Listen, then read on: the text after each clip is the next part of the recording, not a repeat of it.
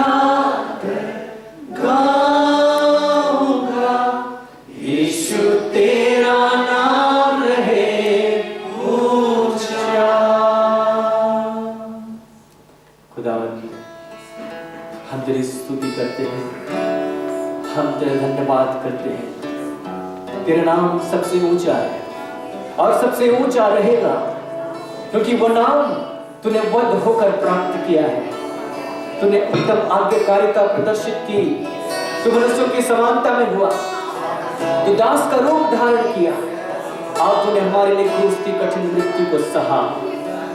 इसीलिए तेरा नाम महान है स्वामी, इसीलिए तेरा नाम महान है। और तेरे नाम पर हर एक घुटना झुकेगा, हर एक जीव अंगीकार करेगा। हम तेरे धन्यवाद करते हैं, हम तेरे सामने झुकते हैं खुदा, हम तेरी स्तुति करते हैं। प्रभु इस घड़ी हमसे बातचीत कर, हमारे हृदय में आपकी बातें गूंजने पाए, हमारे कान यीशु के नाम से खुलने पाए, हर एक बात हमारी बातें यीशु के नाम से जाती रहने पाए। हमें से प्रत्येक जन तेरे पवित्र आत्मा से परिपूर्ण हो जाए, तेरी बातें हमें समझ में आ जाए, तेरी चेतना हमें समा जाए, तेरी जागृति हमें आ जाए। हमारी सहायता करें यीशु मसीह के नाम में, आमीन।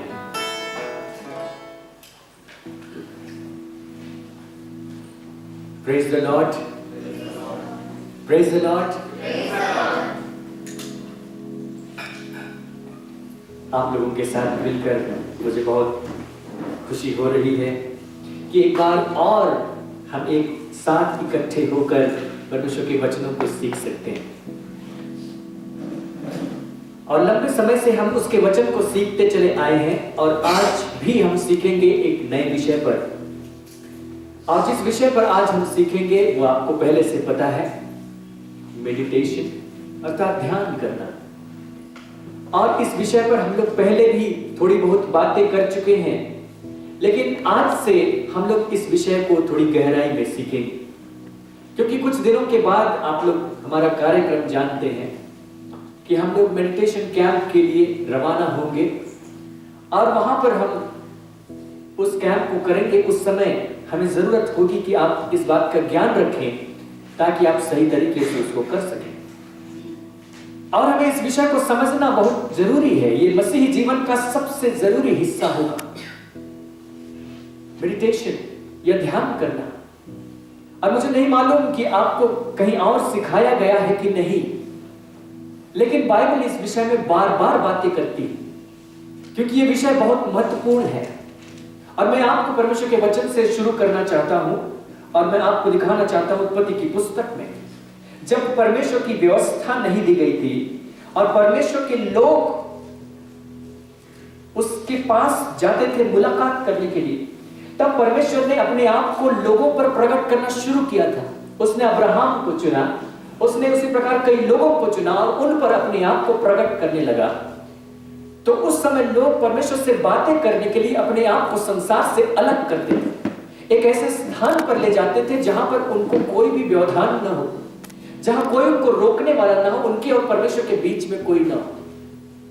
जब हमारे बीच में ऐसी स्थिति होती तो हम लोग कहते हैं कि हम प्रार्थना करने जा रहे हैं, लेकिन जो उनके लिए कहा गया है वो मैं पद आपको दिखाना चाहता हूं। उत्पत्ति की पुस्तक और उसके 24वें अध्याय और उसके पद 63 उत्पत्ति की पुस्तक और उसके अध्याय 24 और उसके पद 63।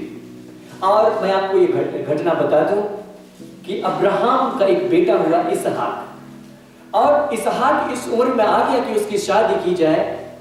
तो अब्राहम ने अपने बेटे के लिए सोचा और अपने सेवक एलिएजर को उसने एक स्त्री लाने के लिए भेजा कि जाओ मेरे बेटे के लिए एक पत्नी पसंद कर लो और उसको तुम लेकर आना और वो इसहाक की पत्नी हो जाएगी, उस समय की प्रथा के अनुसार जो भी था।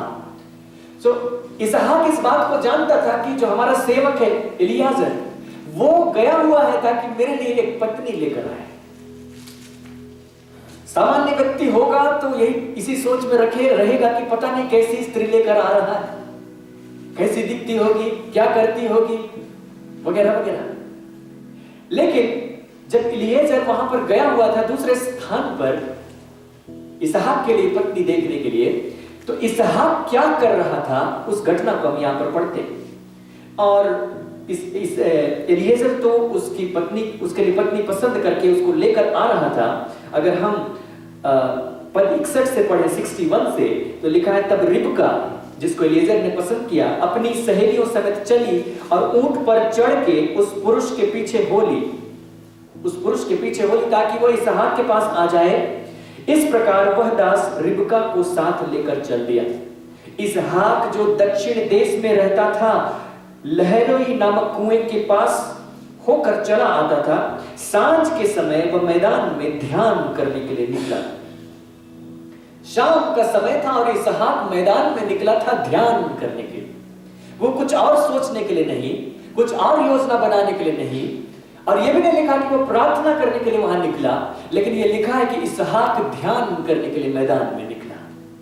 और वो मैदान में गया ताकि वो ध्यान कर सके, एक ऐसी अवस्था में पहुंच सके जहां परमेश्वर की बातें उसको स्पष्ट रूप से सुनाई दे। क्योंकि इसहाक इस बात को जानता था कि परमेश्वर ने उसके पिता अब्राहम को चुना, और अब्राहम को 100 वर्ष की आयु में उसने बेटे का दान दिया जो वो खुद था। सो एक ऐसे परमेश्वर के विषय में सुना था जो उसके पिता से बातें करता था, जिसने अपने आप को उस पर प्रकट किया था, अपनी सामर्थ को उन पर दिखाया था और एक बड़ी योजना को प्रकट किया था। लेकिन अब इसहाक की बारी है कि इसहाक भी परमेश्वर के प्रति उसी प्रकार उपलब्ध हो जाए और परमेश्वर उससे बातें करे और अपनी योजना को उस पर प्रकट करे और उसके साथ वो आगे बढ़े। अब इसलिए वो मैदान में निकला ध्यान करने के लिए। लिख सकता था वो मैदान में निकला प्रार्थना करने के लिए, लेकिन वहां लिखा है मैदान में निकला ध्यान करने के लिए।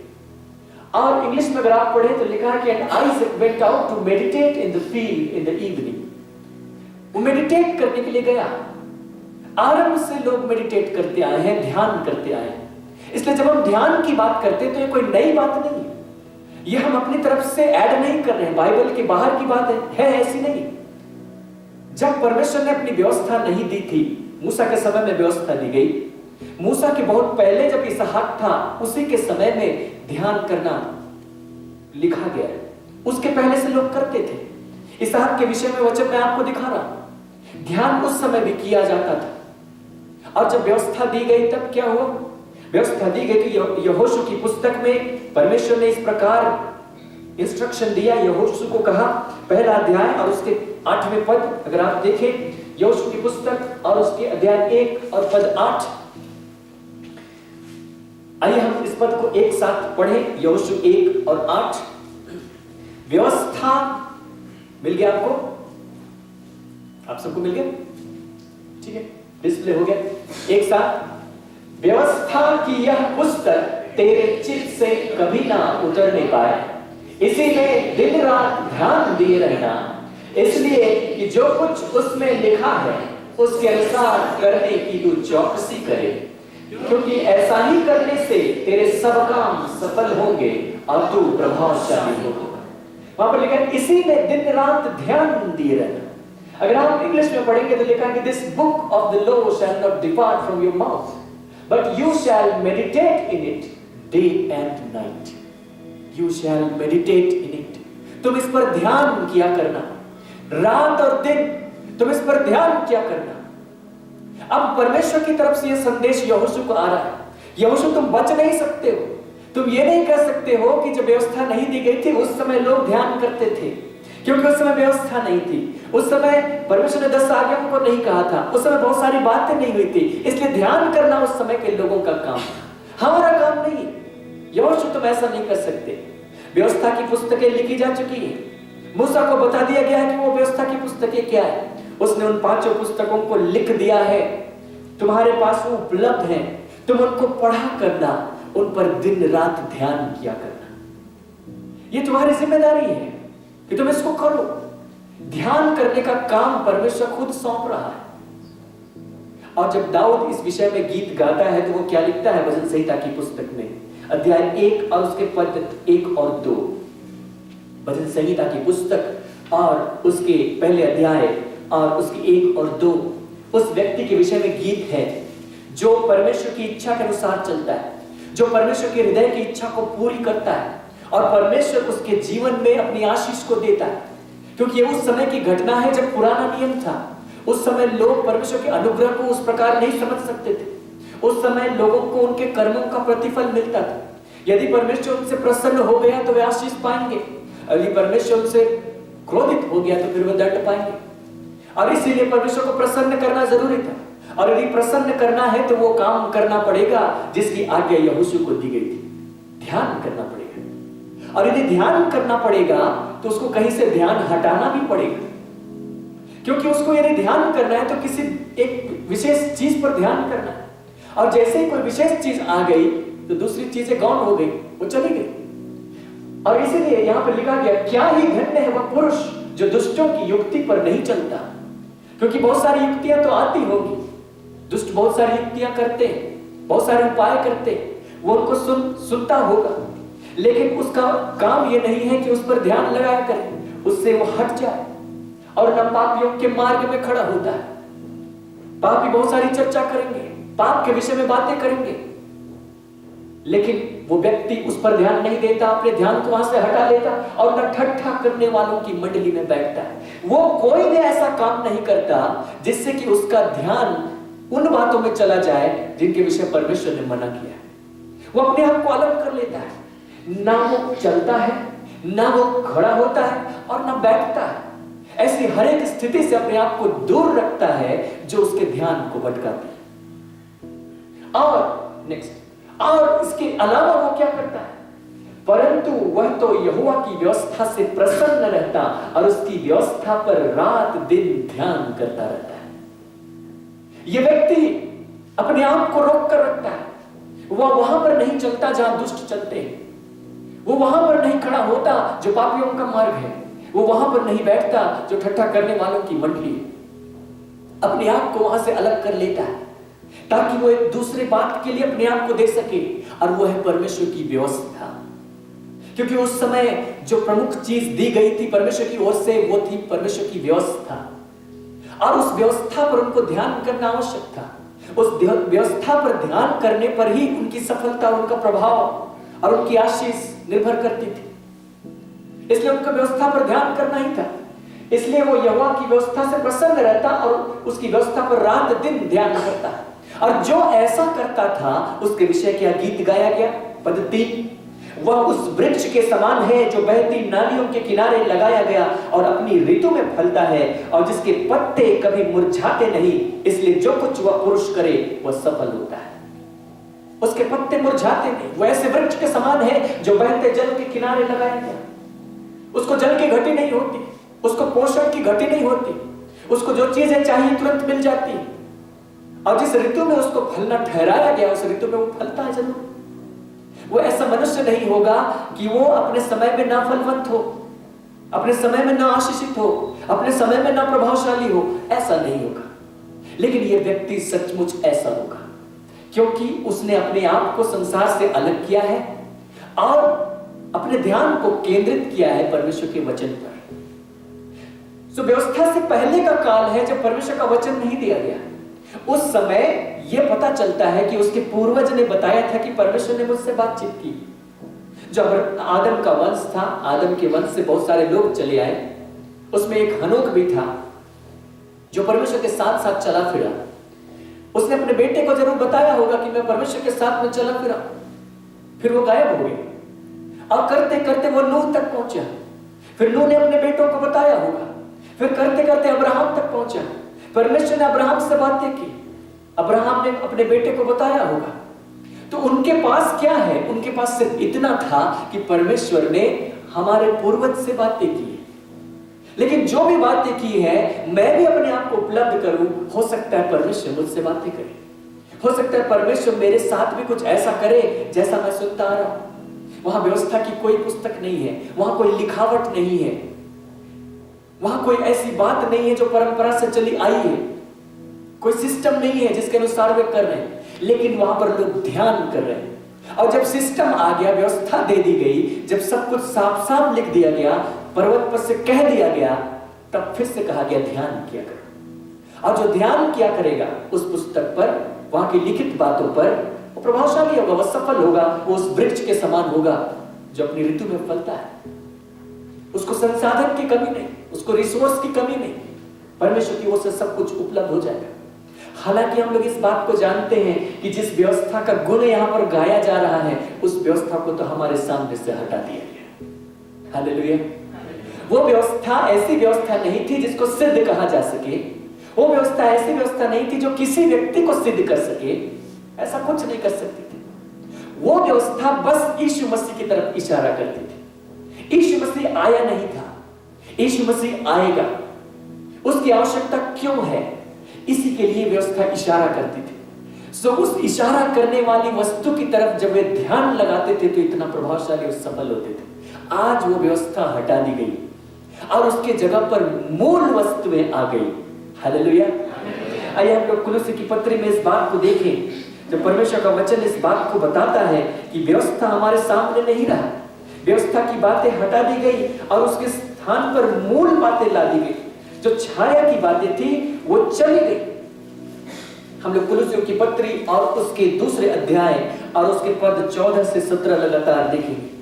कुलुस्सियों की पत्री और उसके दूसरे अध्याय और उसके पद 14 से आगे यहाँ लिखा है, और विधियों का वह लेख जो हमारे नाम पर और हमारे विरोध में था मिटा डाला और उसे क्रूस पर कीलों से जड़कर सामने से हटा दिया है। यीशु मसीह के काम की चर्चा यहां पर हो रही है। यीशु मसीह ने क्या काम किया? यीशु मसीह ने वो काम किया जो संसार में कोई दूसरा व्यक्ति नहीं कर सकता था। उसने क्या किया? वो मारा गया, वो गाड़ा गया और वो जी उठा। और जब उसने इन 3 कामों को किया, ये 3 बातें उसके ऊपर में गुजरी, तो कुछ आत्मिक बातें उसके साथ घटित हुई। कौन सी आत्मिक बातें? हम लोगों ने पहले ही वचन में पढ़ा और यहाँ पद 12 भी इस बात को कहता है कि हम भी उसके साथ मारे गए, हम भी उसके साथ गाड़े गए और उसके साथ जिलाए भी गए। सिर्फ इतनी बातें नहीं हुई, लेकिन इसके साथ एक और बात जुड़ी है जो पद 14 में है, और वो ये है कि विधियों का वह लेख जो हमारे नाम पर और हमारे विरोध में था। जो व्यवस्था थी वो अच्छी थी, जो व्यवस्था थी वो पवित्र थी, लेकिन जो मनुष्य का स्वभाव था वही बुरा था। उत्पत्ति 6 और उसके 5 में परमेश्वर ने इस बात को नोट किया कि मनुष्य के मन में जो कुछ उत्पन्न होता है वह निरंतर बुरा ही होता है। स्वभाव जो उसका था वो बुरा ही था, और जो व्यवस्था आई वो अच्छा करने के लिए कहती थी, बुरे से रुक जाओ ये कहती थी। लेकिन मनुष्य को तो पापियों के मार्ग में खड़ा होना अच्छा लगता था, दुष्टों की मंडली में बैठना अच्छा लगता था, ठट्ठा करने वालों के साथ होना ही अच्छा लगता था। तो स्वभाव का अंतर हो गया, विरोध हो गया। एक तरफ जो बुरा जाना चाहता है, बुराई की तरफ जाना चाहता है, और एक तरफ व्यवस्था आ गई जो बुराई से मना करती थी। दोनों एक दूसरे के विरोध में थे। लेकिन यीशु मसीह जब आए तो उन्होंने क्या किया? उन्होंने विधियों के उस लेख को हमारे सामने से हटा दिया जो हमारे नाम पर और हमारे विरोध में था। उस लेख को हटाने के पीछे एक उद्देश्य था, ताकि एक दूसरा लेख डाला जाए और वह हमारे हृदय में डाला जाए। मनुष्य में जो परिवर्तन नहीं किया गया था, बाहर से व्यवस्था दी गई थी, अब उस व्यवस्था पर वो ध्यान करेगा तो किसी तरह उस काम को कर पाएगा। लेकिन फिर भी व्यवस्था तो उसके बाहर ही है। तो परमेश्वर चाहता था कि ये जो व्यवस्था बाहर में लिखी गई इसको हटा दिया जाए और उसके अंदर में ही व्यवस्था दी जाए। यिर्मयाह की पुस्तक में इसकी भविष्यवाणी भी दी गई थी, और यीशु मसीह ने इसको क्रूस पर पूरा किया। विधियों का वह लेख जो हमारे नाम पर और हमारे विरोध में था मिटा डाला और उसे क्रूस पर कीलों से जड़कर सामने से हटा दिया। क्योंकि जब जब लोग पाप करते थे, परमेश्वर का क्रोध उन पर पड़ता था। शैतान को भी अवसर मिलता था कि वह परमेश्वर को उकसाए कि देखो उन्होंने तेरे विरुद्ध में पाप किया है, तेरी व्यवस्था के विरुद्ध में किया है। अब अगर तू न्यायी है तो तू उनको दंड क्यों नहीं दे रहा है? इसलिए तू उनको दंड दे। और शैतान तो जालसाज है ही। उसने तो अय्यूब के विषय में भी शिकायत की, जिसके विषय में व्यवस्था के संबंध में कोई दोष नहीं था, लेकिन शैतान ने कहा कि नहीं नहीं, वो तेरे साथ जो चलता है वो ऐसे ही नहीं है। उसने उकसाया। शैतान अपना काम करता जाता था। पुराने नियम के लोग जब बुराई करते थे, परमेश्वर के सामने शैतान उन पर दोष लगाता था कि देखो उन्होंने ऐसा किया है, अब तो चुप क्यों है, उनको मार डाल, नष्ट कर दे। लेकिन जब यीशु मसीह ने उस व्यवस्था को सामने से हटा दिया तो मालूम क्या हुआ? पद 15 कहता है, और उसने प्रधानताओं और अधिकारों को ऊपर से उतार कर उनका खुल्लम खुल्ला तमाशा बनाया और क्रूस के द्वारा उन पर जय जयकार की ध्वनि सुनाई। जो शैतान का राज्य है उसको बताया गया है कि वहां पर प्रधानताएं हैं, वहां पर अधिकारी हैं, वहां पर हाकिम हैं, वहां पर दुष्टता की आत्मिक सेनाएं। लेकिन यीशु मसीह ने जब उस व्यवस्था को सामने से हटा दिया तो प्रधानताओं और जो अधिकार थे ऊपर में उनका खुल्लम खुल्ला तमाशा बन गया। अब वे किसका हवाला देकर परमेश्वर को क्रोध दिलाएंगे? परमेश्वर के सामने सिफारिश करेंगे कि देखो वो व्यक्ति, अब उसको दंड दीजिए। अब सामने से हटा दिया गया और उसको हटाने के पीछे का उद्देश्य क्या था, कारण क्या था? पद 16, इसलिए खाने पीने या पर्व या चांद, नए चांद या शब्द के विषय में तुम्हारा कोई फैसला ना करे। ये बातें व्यवस्था से आती थी, क्योंकि ये सब आने वाली बातों की छाया है, पर मूल वस्तुएं मसीह की हैं। वो छाया थी, मूल वस्तुएं मसीह की। तो मैं आपको ये बताने की कोशिश कर रहा हूं कि जो छाया थी, जो मसीह की तरफ इशारा करती थी, उस व्यवस्था पर रात दिन ध्यान करने के लिए उनको कहा गया। और यह कहा गया कि जब तुम ऐसा करोगे तुम प्रभावशाली और सफल होगे। तो सोचिए, जब मूल वस्तुएं आ गई, उस पर ध्यान करेंगे तो क्या होगा? छाया पर ध्यान करने वाला इतना सफल होता है, तो जो मूल वस्तु है उस पर ध्यान की जाए तो महासफल होगा। हालेलुया।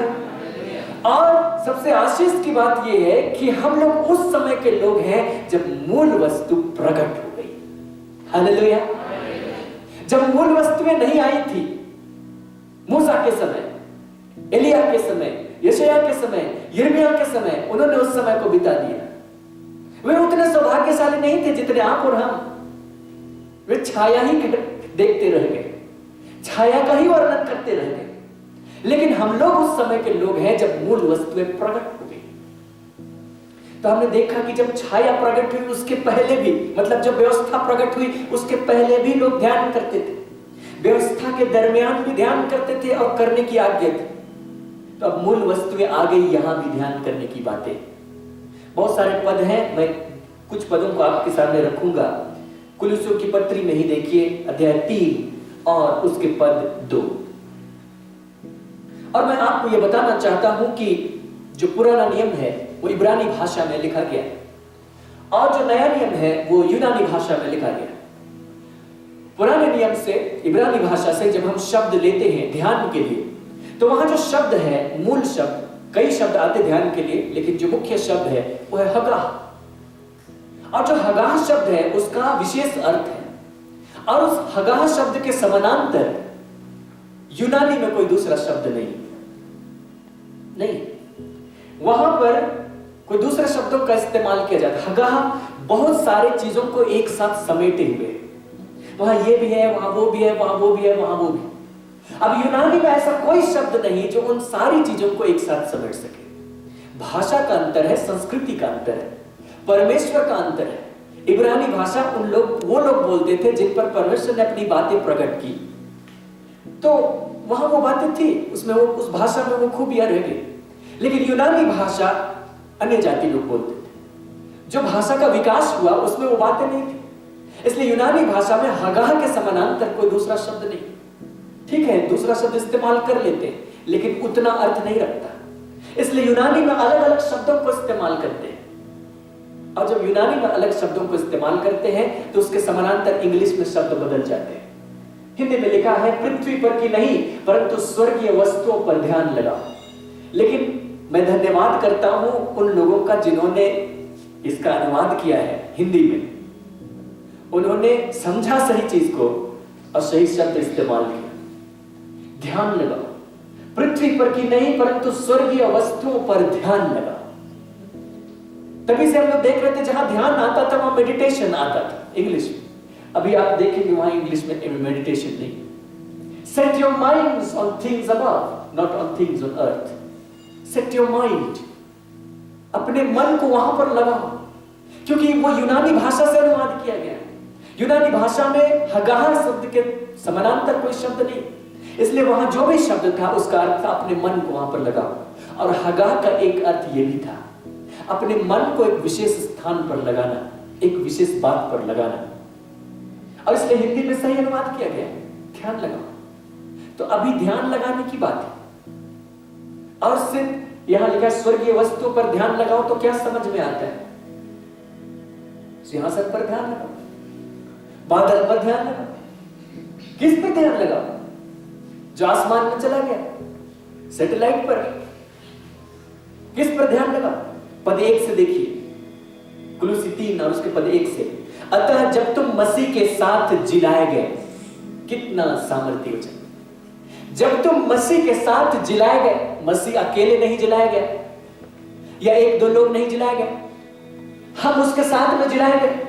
तो स्वर्गीय वस्तुओं की खोज में रहो जहां मसीह विद्यमान है और परमेश्वर के दाहिनी ओर बैठा है। हम लोग इनका डिटेल पहले देख चुके हैं और जरूरत पर आगे भी देखेंगे। और इसी के साथ वो कहता है कि पृथ्वी पर की नहीं परंतु स्वर्गीय वस्तुओं पर ध्यान लगाओ। देखिए उसका कहना क्या है कि तुम मसीह के साथ में मर गए, उसके साथ जिलाए भी गए। और जब मसीह जिलाया गया तो सिर्फ जिलाया नहीं गया, वो उठाए जाकर स्वर्गीय स्थान में बैठाया गया। तुम्हें भी वहां पर शिफ्ट किया गया है। कुलुसी की पत्री में इतना लिखा है, इफिसी की पत्री 2 और उसके 5-6 को आप पढ़े तो पूरा डिटेल मिल जाएगा। हम मसीह के साथ जिलाए गए, उसके साथ उठाए गए, उठाए जाकर उसके साथ स्वर्गीय स्थान में बैठाए गए। हम मसीह के साथ स्वर्गीय स्थान में बैठाए गए। तो हम जहां के हैं वहां की बातों पर ध्यान लगाएं। जो हमारी पहचान है वहां की बातों पर ध्यान लगाएं। वहां की बातों पर अपने मन को लगा कर रखें। Set your minds on things above. अपने मन को वहां पर शिफ्ट करके रखें, ध्यान करें। नया नियम में भी ध्यान है। मैं एक और पद आपको दिखाना चाहता हूं, याकूब की पत्री और उसके पहले अध्याय और उसके पद 25। याकूब और उसके 1 और उसके पद 25। जो पुरानी व्यवस्था थी वो सिद्ध नहीं थी, उस व्यवस्था को हटा दिया गया, उसके स्थान पर कुछ और ला दिया गया। उसके स्थान पर जो कुछ यीशु मसीह ने लाया उसको सिद्ध व्यवस्था कहते हैं, उसको स्वतंत्रता की व्यवस्था कहते हैं। क्योंकि जो पुरानी व्यवस्था थी वो बंधन में लाती थी लोगों को, लेकिन जो नई व्यवस्था है वो लोगों को स्वतंत्र करती है। और इस व्यवस्था के विषय में बातें करते हुए याकूब ने लिखा कि पर जो व्यक्ति स्वतंत्रता की सिद्ध व्यवस्था पर ध्यान करता रहता है वह अपने काम में इसलिए आशीष पाएगा कि सुनकर भूलता नहीं पर वैसा ही काम करता है। जो व्यक्ति स्वतंत्रता की सिद्ध व्यवस्था पर ध्यान करता रहता है, अब ये मूसा की व्यवस्था नहीं है, ये वो व्यवस्था नहीं है जो यहोशू को दी गई, क्योंकि उसको तो क्रूस पर कीलों से जड़कर सामने से हटा दिया गया। उसका और हमारा कोई संबंध ही नहीं, मूल वस्तु में आ गई। अब स्वतंत्रता की सिद्ध व्यवस्था आई है जो मसीह के द्वारा आई है, और जो उस पर ध्यान करता रहता है वो सफल होगा। लेकिन जब आप इंग्लिश में पढ़ेंगे तो ध्यान के लिए मेडिटेशन शब्द नहीं होगा, और जो शब्द है वहां पर इंग्लिश में और यूनानी में उस शब्द का अर्थ है देखना। क्योंकि मेडिटेशन का एक अर्थ यह भी है कि देखें, देखते रहें, ऐसा देखें कि उसके अलावा किसी दूसरे चीज को ना देखें, वहां से नजरें ना हटे। और इसे लिखा, but he who looks into the perfect law of liberty and continues in it and is not a forgetful hearer but a doer of the word. Doer of the word होना चाहिए, टाइपिंग मिस्टेक है। This one will be blessed in what he does. Looks into the perfect law of liberty, जो उस स्वतंत्रता की सिद्ध व्यवस्था को देखता रहता है। ये देखते रहने की जो प्रक्रिया है ये ध्यान का हिस्सा है। हम जस्ट देखते रहते हैं उसको, और हम जिस चीज को देख रहे हैं वो आत्मिक चीज है, इन आंखों से दिखेगी नहीं। इसका मतलब है अंदर से ही देखेंगे। तो जब वो कहता था कि अपने मन को वहां पर लगाओ, set your minds on things above, अपने मन को वहां पर लगाओ, ये ध्यान करो, तो हम अंदर से ही देखते, इन आंखों से नहीं देखते। ऐसा नहीं कि नया नियम को अपनी आंखों के सामने रख ले और देखते नहीं, क्योंकि जो मूल यूनानी है वो देखने का ही अर्थ देता है, जो देखता रहता है। तो क्या हम बाइबल टांग दे और देखते रहे, नया नियम टांग दे और उसको देखते रहे? नहीं, जो देखना है वो इन आंखों से देखना नहीं, वो भीतर से ही देखना है। तो जब भीतर से ही देखना है तो मन को ही लगाना है, वही अर्थ है। तो मैं इस बात को बताना चाहता था, व्यवस्था के पहले ध्यान की बातें थी, व्यवस्था के बीच में ध्यान की बातें थी, व्यवस्था के बाद जो अभी का समय है उसमें भी ध्यान की बातें हैं। लेकिन हम लोग ध्यान के विषय में ज्यादा चर्चा नहीं करते और बातें रह जाती। लेकिन इसको जानना बहुत जरूरी है। और आज मैं इस बात को आपके सामने रखना चाहता हूं ताकि आपके अंदर से वो मिट जाए, वो बातें मिट जाए जो इसके सामने बाधा के रूप में आती। देखिए, हम लोग प्रार्थना के विषय में जानते हैं, मसीही लोग प्रार्थना के विषय में चर्चाएं होती, प्रार्थना के विषय में शिक्षा दी जाती, ध्यान के विषय में नहीं दिया जाता। प्रार्थना करते वो समझ में आता है कोई व्यक्ति प्रार्थना कर रहा है, लेकिन मैं इस बात को समझ गया हूं कि अगर वो व्यक्ति ध्यान के विषय में नहीं जानता तो प्रार्थना भी ठीक से नहीं जानता है। लोग प्रार्थना करते हैं और उसके बाद कहते हैं कि परमेश्वर प्रार्थना नहीं सुनता है, क्योंकि उनको उनका उत्तर नहीं मिलता। तो लोग सोचते हैं परमेश्वर प्रार्थना नहीं सुनता है। कोई बात नहीं, परमेश्वर ना सुने, परमेश्वर लोगों की प्रार्थना नहीं सुनता, मैं सुनता हूं, गलत मत समझिए, लेकिन मैं लोगों की प्रार्थना सुनता हूं।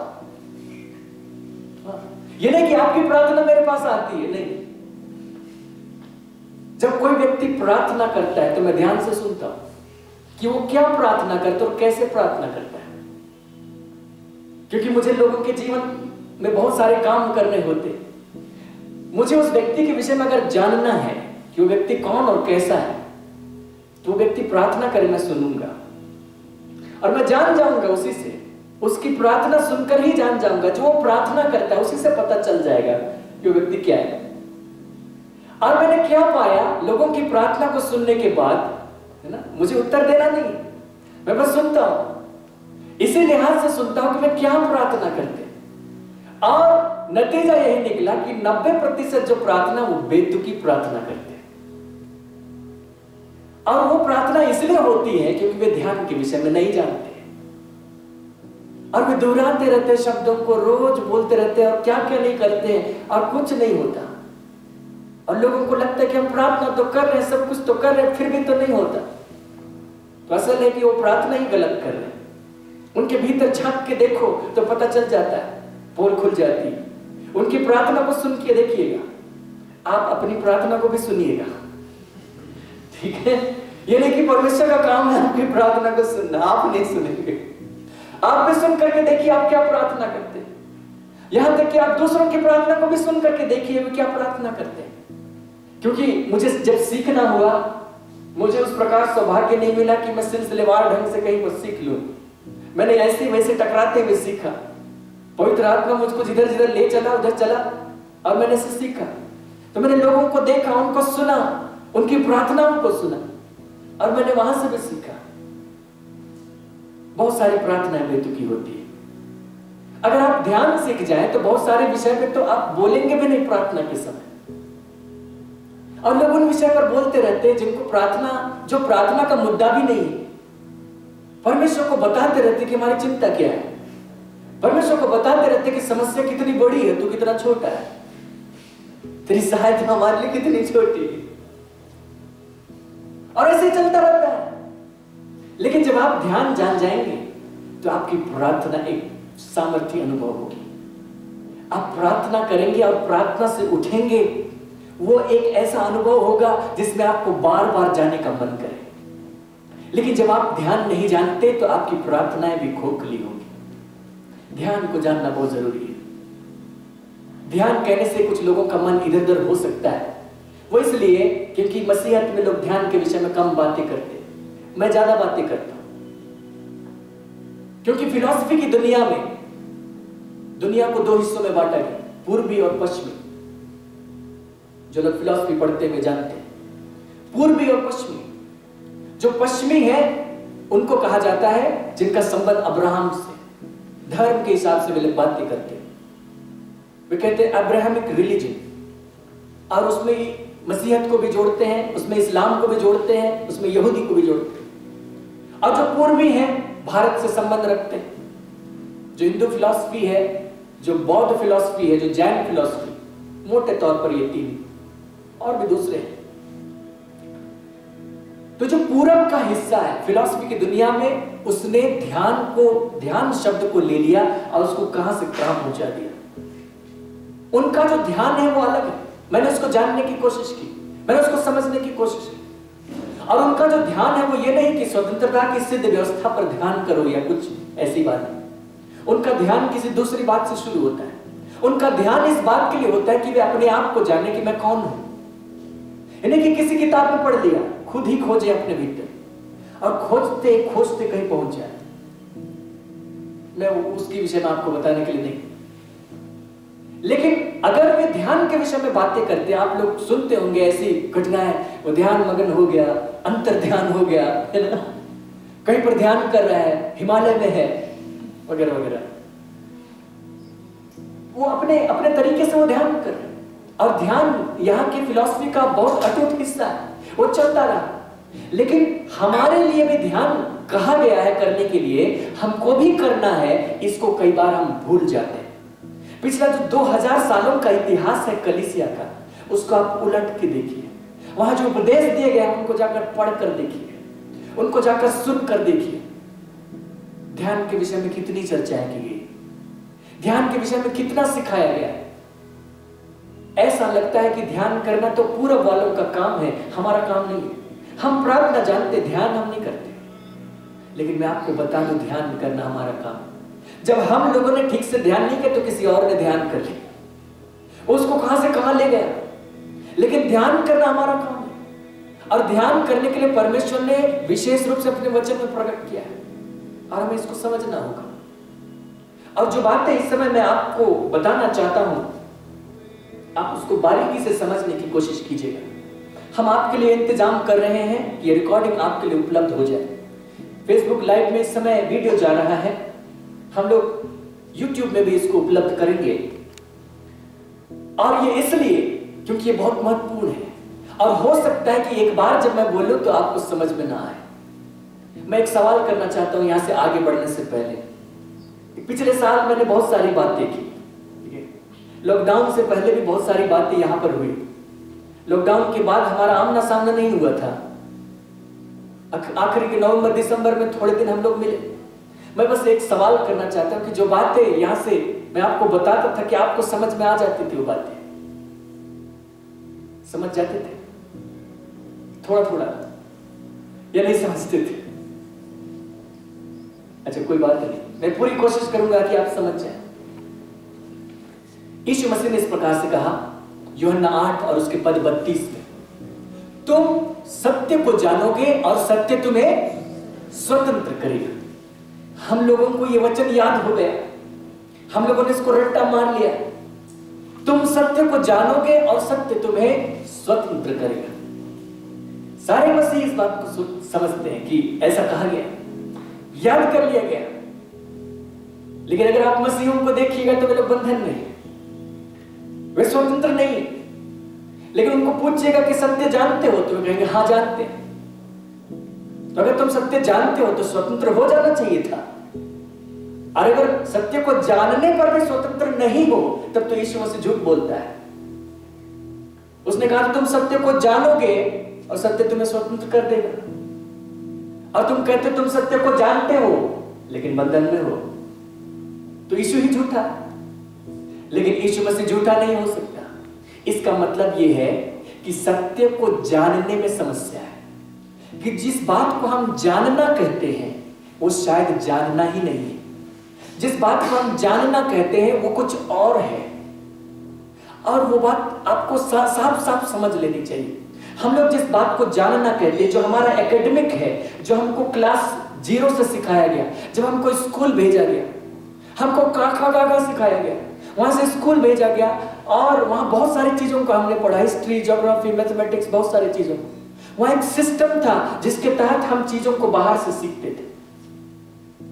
वो चीजें हैं, उनकी व्याख्या हमको दी जा रही है, हम उसको कर रहे हैं। जो विज्ञान है वैसे ही वो चीजों को बाहर से समझता है, वो चारों तरफ से देखता है, इधर से देखता है, इधर से देखता है, इधर से देखता है, उधर से देखता है, सब तरफ से देख लेता है और उसकी व्याख्या हमारे सामने रखता है।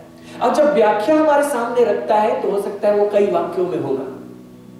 वो वाक्य हमारे पास आ जाते हैं, फिर हम उसको समझने की कोशिश करते हैं कि वो क्या होगा। हमारे भीतर में कुछ कल्पना आती है कि ऐसा होगा, फिर हम सोचते हैं कि हम जान गए। यह है बाहर से जानना, किसी भी चीज को बाहर से जानना। उन्होंने मनुष्य को भी बाहर से समझा, बाहर से जाना, उसके भीतर नहीं गए। बाहर से समझा वो क्या करता है, वो कैसे करता है, वो कैसे व्यवहार करता है, उसका शरीर कैसा है, उसकी प्रक्रिया कैसी, बहुत सारी चीजें बाहर से उसको समझा। बाहर से पाया गया ज्ञान उसको दिया जाता है। और हम लोगों को ऐसा ही ट्रेंड किया गया, ऐसा ही ट्रेंड किया गया। हम लोग बढ़ते चले जाते हैं और ज्ञान के लिए सिर्फ यही तरीका जानते हैं। यही समस्या है कि हम चीजों को बाहर से जाने, लेकिन जब हम सचमुच जानने की बात करते हैं, तुम सत्य को जानोगे। यीशु मसीह ने कहा था, जो जानने के लिए जो शब्द है, यूनानी शब्द है, वो है गिनोस्को। तुम जब सत्य को जानोगे, जिसका अर्थ है भीतर से जानना, वो ऐसा नहीं है कि हमने सब तरफ से चीजों को देख लिया और आकलन कर लिया और उपाय कर लिया। नहीं, एक्चुअली यीशु मसीह जब जानने के विषय में कह रहे थे तो उसका अर्थ ये था कि उस बात के भीतर में शिफ्ट हो जाइए और वहां से जानिए। किसी मनुष्य को हम बाहर से जानते हैं, बाहर से ही जान सकते हैं। हम उसको बाहर से देखते हैं, बाहर से सब कुछ करते हैं। खुद के विषय में भी ऐसे ही होता है। लोग हमारे विषय में कहते हैं ऐसा है, वैसा है, वैसा है, और बाहर से बन जाता है कि वो व्यक्ति इस प्रकार से। लेकिन दरअसल जानना वैसा नहीं है जिस जानने के विषय यीशु मसीह कह रहे थे। वो जानना है कि आप उसके भीतर में शिफ्ट हो गए, आप वहां से देखिए, दिशा ही बदल जाती है। जब आप किसी चीज को बाहर से देख रहे थे, जैसे मैं इस चीज को देख रहा हूं तो मेरी दृष्टि उस तरफ है, लेकिन जब मैं यहां पर शिफ्ट हो गया हूं तो मेरी दृष्टि यहां से बाहर की तरफ है। यहां से मैं उस चीज को भली भांति जान रहा हूं। मुझे बताने में थोड़ी परेशानी हो रही है, लेकिन इस बात को समझिए, एक है चीजों को बाहर से जानना और एक है चीज को भीतर से जानना। तो जब हम ध्यान की बात करते हैं तो ध्यान क्यों महत्वपूर्ण है? क्योंकि हम चीज को बाहर से जानना नहीं चाहते हैं, हम उसको भीतर से जानना चाहते हैं। और ध्यान आपको वहां पर शिफ्ट कर देगा, ध्यान आपको वहां पर शिफ्ट कर देगा कि आप चीज को भीतर से जाने। जैसे बाहर से जानने में क्या है? परमेश्वर प्रेम है, किताब में लिखा हुआ है, आप उसको पढ़ते हैं, परमेश्वर प्रेम है। आप उसको गाते हैं, परमेश्वर प्रेम है। आप उस पर लेक्चर देते हैं, परमेश्वर प्रेम है। आप उस पर लेख लिख सकते हैं, परमेश्वर प्रेम है। लेकिन इसके बावजूद आपके भीतर प्रेम का अभाव हो सकता है, क्योंकि आप प्रेम को बाहर से जानते हैं। लेकिन जब आप उस प्रेम को भीतर से जानते हैं तो फिर बात ही अलग हो जाती है।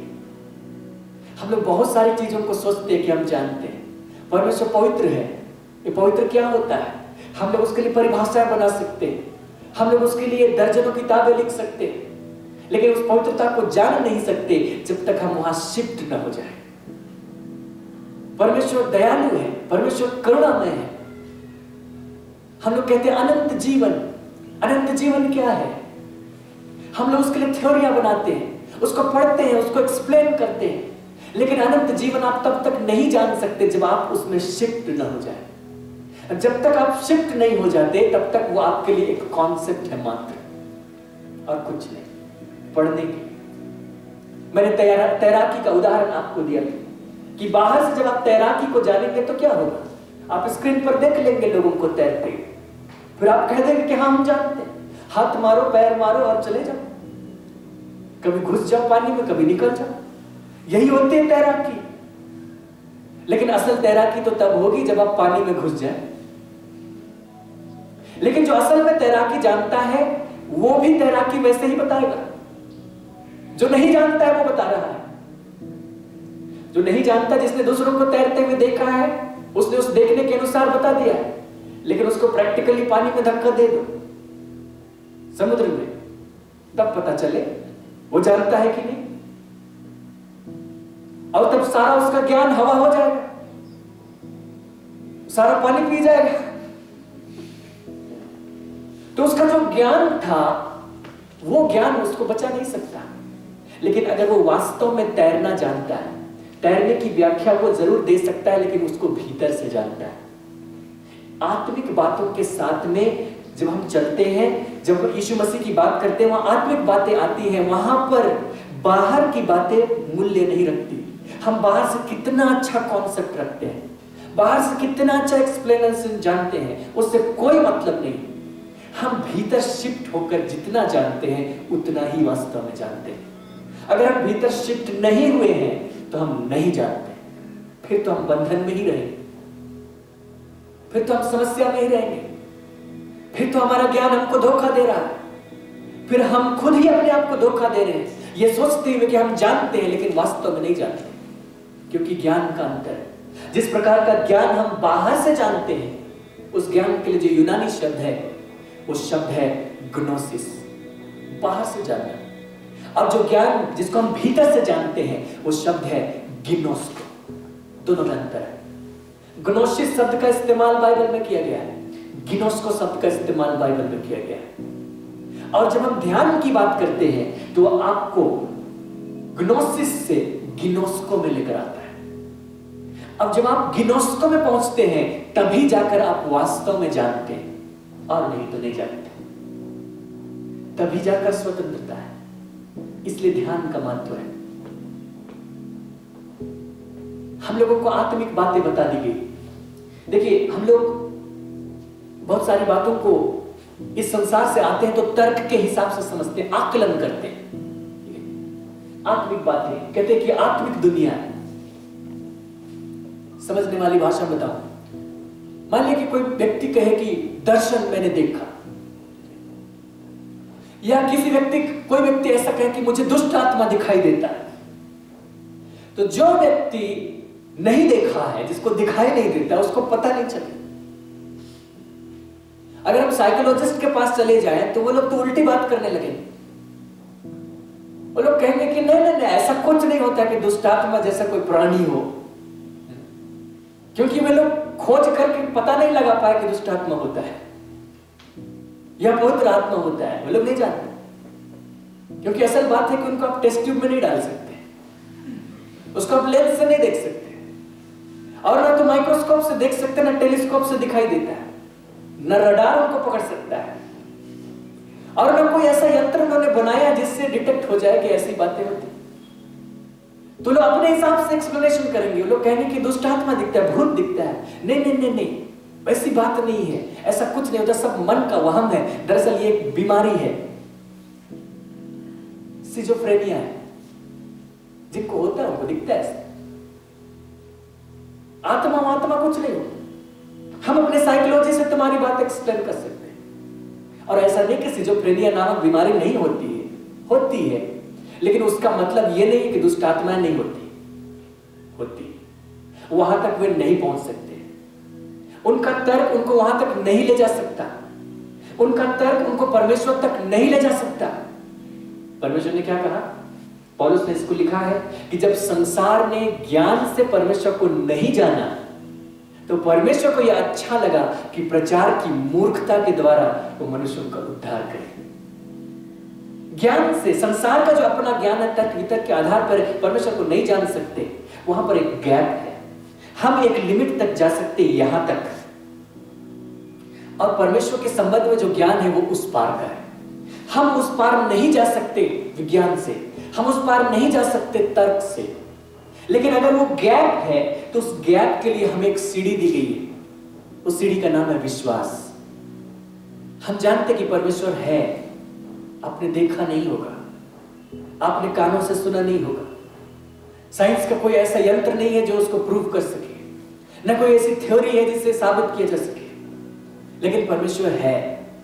तो एक गैप है जहां हमारी लिमिटेशन है, उसके पार हम नहीं जा सकते, लेकिन फिर भी वो है। उस गैप को हम पार करते हैं विश्वास से। और जितनी आत्मिक बातें हैं उस गैप के उस पार में है।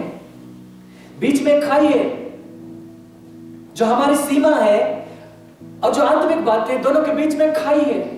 उस खाई को हम किसी कीमत पर पार नहीं कर सकते।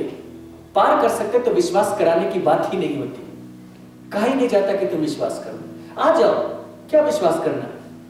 लेकिन उस खाई को नहीं पार कर सकते, इसलिए तुम विश्वास करो। सो लोगों, हमारे जो लोग हैं, मसीही लोग हैं, उनकी आदत क्या रह जाती है कि वे हर बात पर विश्वास कर लेते हैं, मतलब मान लेते हैं। हाँ है, मान लेते हैं। परमेश्वर ऐसा है, हाँ मान लेते हैं। परमेश्वर वैसा है, हाँ मान लेते हैं। परमेश्वर ऐसा करेगा, हाँ मान लेते हैं। परमेश्वर प्रेम, हाँ मान लेते हैं। खत्म। सारी बातों पर मान लेते हैं, खत्म। लेकिन जब यीशु मसीह की ओर से बातें आई या परमेश्वर की ओर से विश्वास की बातें आई है, उद्धार के संबंध में विश्वास करना जरूरी है। बिना उसके संभव नहीं, उस पार नहीं जा सकते। लेकिन उधर की जितनी बातें हैं उस पर विश्वास करने के लिए बोला नहीं गया है, उसको जानने के लिए बोला गया है। जब आपको कहा जा रहा है कि परमेश्वर प्रेम है, तो उसके लिए आपको विश्वास करने की जरूरत नहीं कि परमेश्वर प्रेम है, आपको असल में जानने की जरूरत है कि परमेश्वर प्रेम है। यात्रा शुरू होती है विश्वास से कि हाँ परमेश्वर प्रेम है, मुझे ये बताया गया है, पवित्र शास्त्र झूठ नहीं बोलता, पवित्र आत्मा ने गलत नहीं लिखवाया, मुझे ये पता चला है। लेकिन क्या करें, यहां पर एक गैप है। जो प्रेम की बात है वो उस पार में है, हम कैसे वहां तक पहुंचे? प्रेम जब तक हम नहीं जानेंगे तब तक हम प्रेम नहीं समझेंगे। हम उसको जानना चाहते हैं, जो गैप है उस गैप को हम पार करना चाहते हैं। तो ये जो ध्यान है ये वही काम करता है। आपको वहां से, जहां आप तर्क वितर्क की दुनिया में रहते हैं, जहां पर आप सब चीजों को उस प्रकार से व्याख्या करके समझते हैं, वहां से उठा करके उस गैप को पार करा के आपको वहां पर शिफ्ट कर देता है जहां पर वो बातें हैं। हालेलुया। बात को समझे? मुझे बोलने में मुझे बहुत आसानी नहीं हो रही। मैं उस बात को बताने की कोशिश कर रहा हूं जिसको मुझे शब्दों में नहीं बताया गया, जो मैं अंदर से जानता हूं, जो मैं अंदर से जानता हूं। अब मेरे पास चुनौती है कि मैं किन शब्दों को चुनूं, कैसा उदाहरण रखूं कि आप समझ जाएं। लेकिन बस मैं इतना समझाना चाहता हूं कि जो आत्मिक बातें हैं जिनके विषय में हम चर्चा करते हैं, जैसे हम लोग ये कहते रहे, यीशु मसीह ने जो काम क्रूस पर किया, उसके द्वारा उसने हमें धर्मी ठहराया, उसने हमें पवित्र किया, उसने हमें सिद्ध किया, उसने हमें नया मनुष्यत्व दिया। बहुत सारी बातें हमने पढ़ी, हमें आत्मिक अधिकार दिया गया, सब कुछ है ना। वचन में यह लिखा गया कि जैसा वह है, जैसा यीशु मसीह है, वैसे ही संसार में हम भी हैं। ये आत्मिक बातें हैं, ये उस पार की हैं जिसको हम वचन में लिखा हुआ पाते हैं, साफ साफ लिखा हुआ पाते हैं और मान लेते हैं। लेकिन जैसे ही हमने मान लिया और सोचा कि काम खत्म हो गया, तो समस्या शुरू हो गई। उसको मान लेने के लिए नहीं बोला गया, उस पर विश्वास कर लेने के लिए नहीं बोला गया, लेकिन जो बातें दी गई है उसको लेकर हमारे मन की आंखें ज्योतिर्मय हो जाए। हालेलुया। आइए इफिसियों की पत्री में आइए, इफिसी की पत्री और उसके पहले अध्याय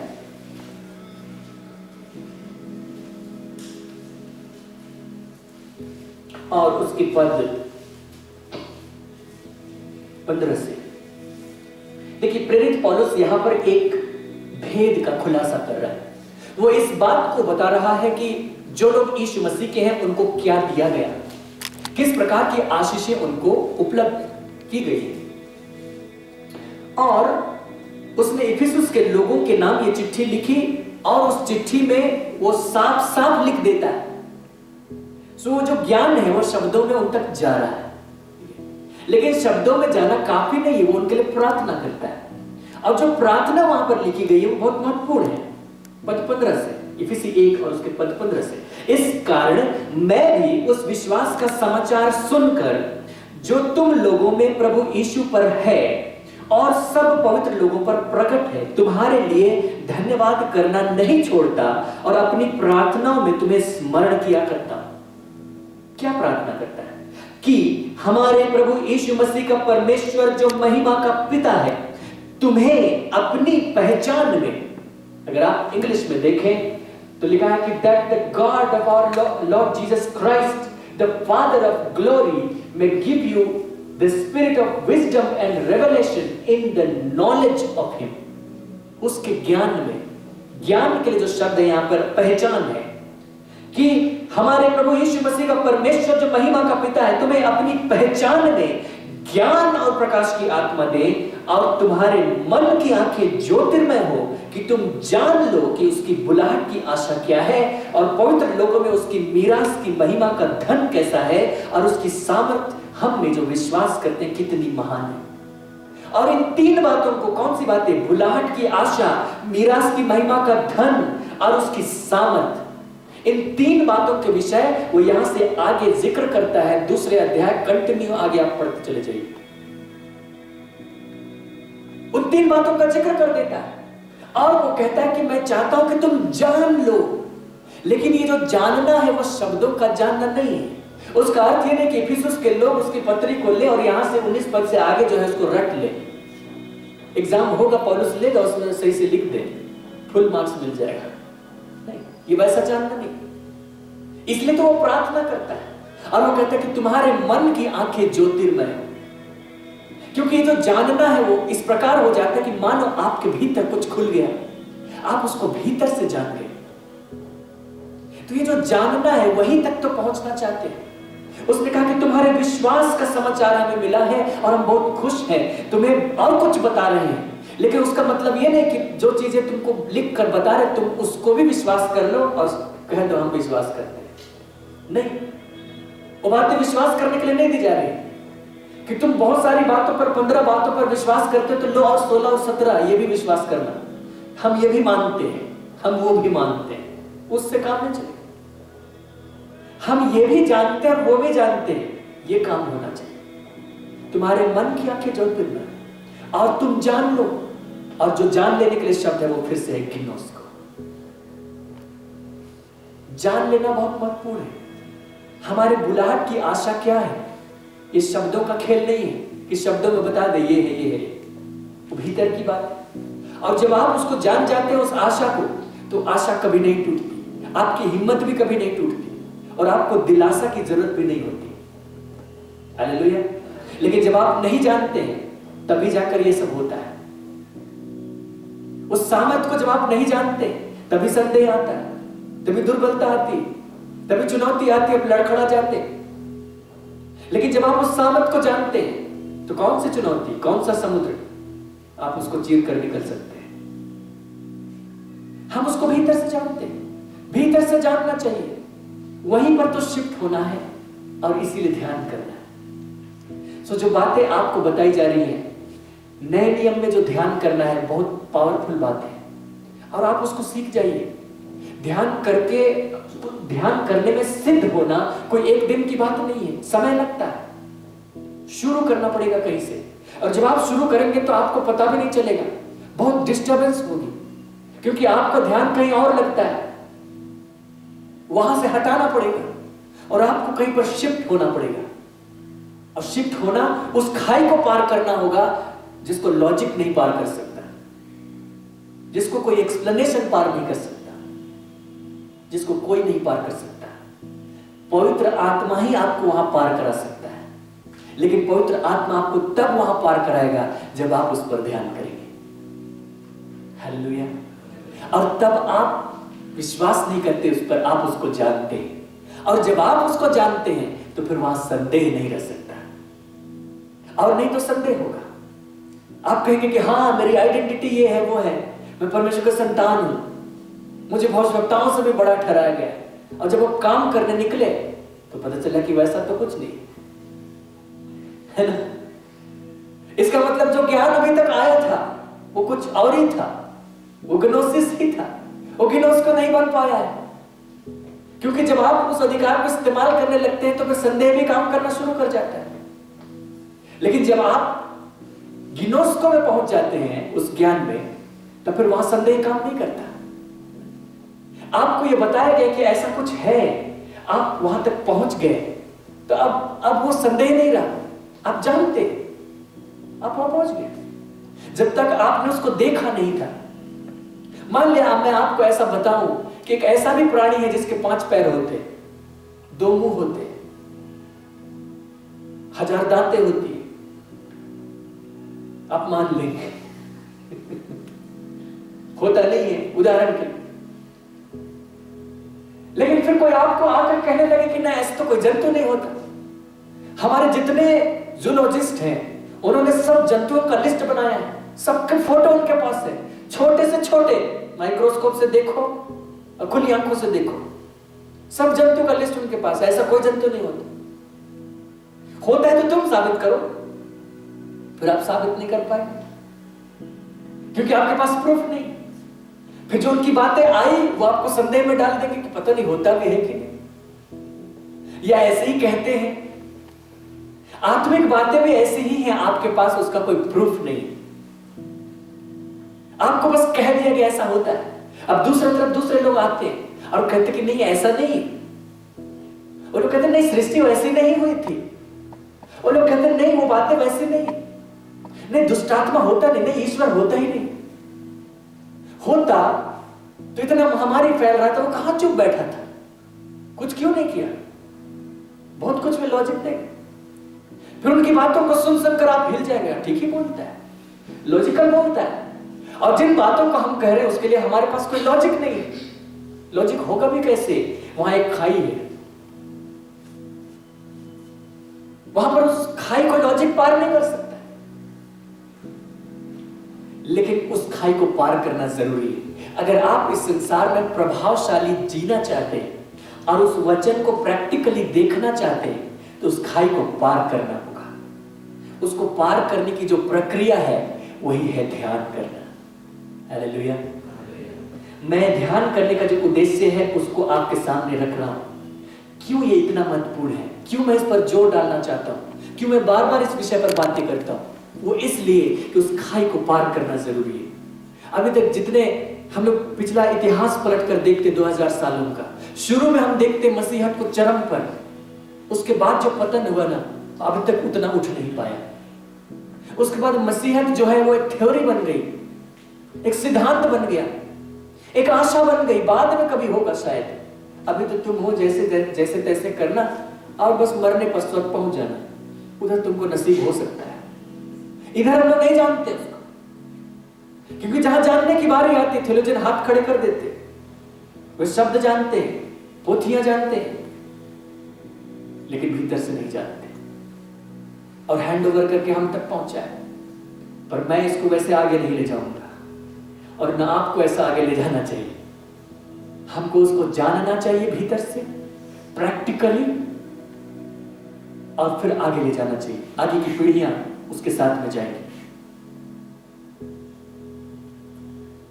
जब हम जानने की बात करते हैं तो उसके साथ में एक शब्द आता है चेतना।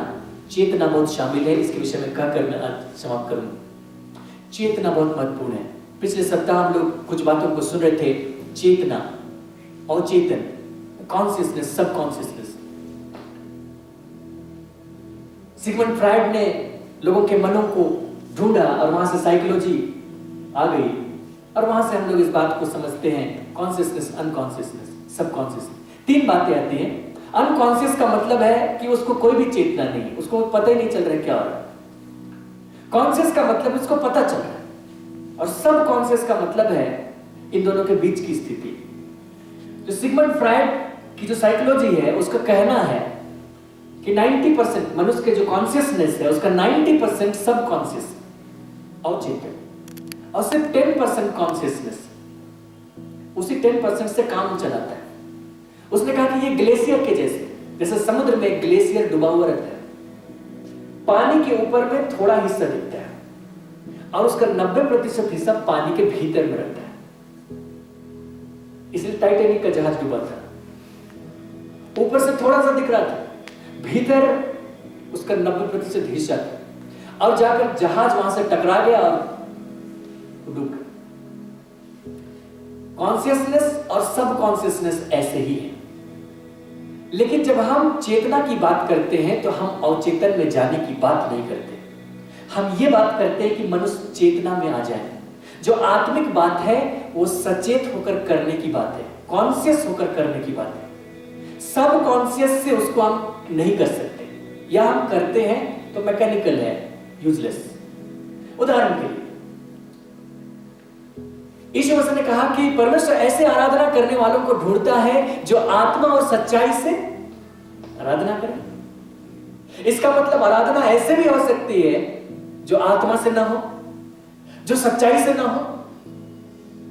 आराधना का जो भी अर्थ है उसको आत्मा और सच्चाई के बिना किया जा सकता है, लेकिन परमेश्वर ऐसे लोगों को ढूंढता है जो उसको आत्मा और सच्चाई से करते हैं। तो जब हम आराधना करते हैं, कहते परमेश्वर तुम महान है।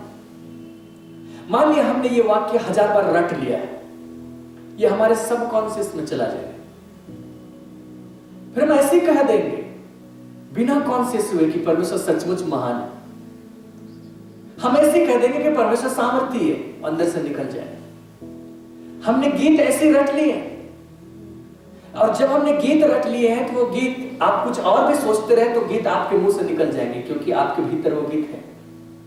लेकिन परमेश्वर ऐसे गीत नहीं चाहता कि जिसमें आप बाजार में घूम रहे हैं मनी मन तो, और यहां पर गीत गा रहे हैं। सब कॉन्शियस से आराधना हो रही है, वो आराधना सच्ची आराधना नहीं हो सकती है। उसी प्रकार जो प्रार्थना है वो भी है, आपने प्रभु की प्रार्थना रट लिया है, और इसलिए जब भी आप प्रभु की प्रार्थना करते हैं तो सबकॉन्शियस से करते हैं, और इसलिए वो बेकार हो जाती है, उसका कोई मतलब नहीं। आप आंख बंद कीजिए और बोलना शुरू कीजिए, फिर आप दूसरे तरफ भी सोचने लगेंगे, फिर भी आपका मुंह सही बोलेगा, क्योंकि वो आपके सबकॉन्शियस में। तो ये जो प्रार्थना हुई, वो शब्द जो निकले आपके अंदर से, आपके मुंह से, वो खोखले शब्द हुए। और ना प्रेम ऐसा होता है। यीशु मसीह ने प्रेम के विषय में क्या कहा कि तू प्रभु अपने परमेश्वर से अपने सारे मन, सारे प्राण, सारी शक्ति, सारी बुद्धि के साथ प्रेम रखना। मतलब वहां पर संपूर्ण चेतना के साथ तुम प्रेम रखो। जब तक तुम संपूर्ण चेतना के साथ नहीं प्रेम करोगे तो ये चार चीजों के साथ प्रेम नहीं कर सकते। अगर वो सारे मन, सारे प्राण, सारी शक्ति, सारी बुद्धि, वो सब चीज आना है, प्रेम में शामिल होना है, तो चेतना से ही प्रेम करना होगा।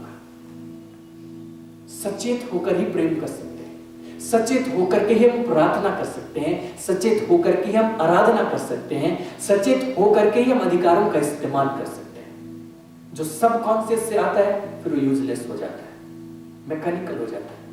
वो प्रैक्टिकल बातों के लिए ठीक है, शरीर के लिए ठीक है कि हम शरीर में बहुत सारी चीजों को हमने आदत बनाई। शुरू में हम साइकिल चलाना नहीं जानते थे, बहुत कॉन्शियस होकर सीखे, बाद में वो घुस गया, अब यूं ही चला रहे हैं, फायदा उठा लेते हैं। शारीरिक बातों के लिए तो ठीक, आत्मिक बातों के लिए वो काम नहीं करेगा। आत्मिक बातों के लिए सब कॉन्शियस को खदेड़ना पड़ेगा, वहां से शिफ्ट होना पड़ेगा कॉन्शियसनेस, चेतना में। हम चेतना से सारे कामों को करें, और जब हम चेतना से कामों को करते हैं, इसका मतलब हम जानते हुए उसको करते हैं। हम जो कर रहे हैं हम उसको जान रहे हैं, हम जो कर रहे हैं उसमें पूरी तरह से हम शामिल हैं।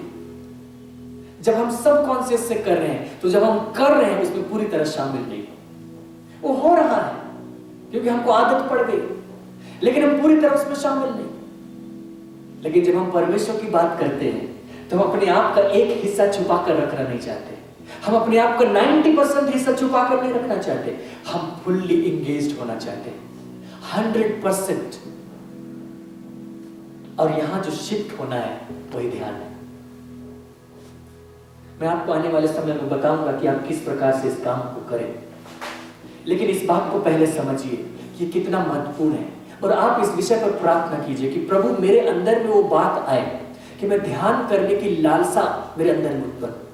मैं क्यों ये बातें बोल रहा हूं? क्योंकि जब आप उस पर पक्के हो जाएंगे तो फिर आपका जीवन एडवेंचरस हो जाएगा, हालेलुया, मजेदार हो जाएगा, वो इतना अच्छा होगा।